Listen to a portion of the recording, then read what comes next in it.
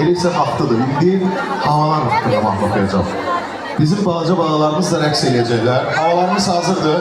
Havalar indi isti olmağına baxmayaraq, mən baxdım, gördüm ki, bir həftə boyunca hələ yağışlı havalar olacaq. Amma ondan sonra elə bir isti olacaq ki, bizim gələ biləcəyimiz ən gözəl yerlə Kövsər olacaq. Kövsərimizə bir alqışlar göndərək. Havalar gəlir, balaca dostlar. Disko rəqslərə devam edir, buyurun.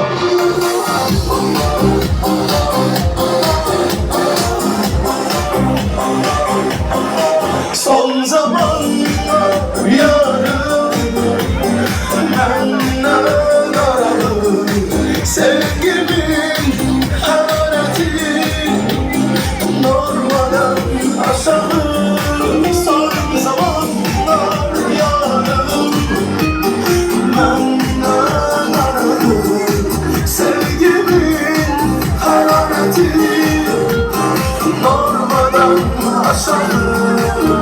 Seninle, sevginle öğrendim yaşamayı.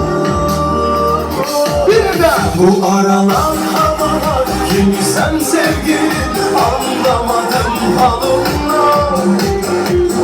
Kah küleye dönüp kah da kiye bulup geçirsen yanımda.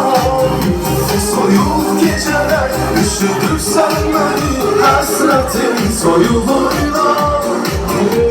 Uyandıracaksan daha ne kadar ayrılık oyuna. uşaqlarıma devam ediyor. Bak belə. Düz. Ay sağ ol. Bu sevginin adı yok, senden aralı, sevgimi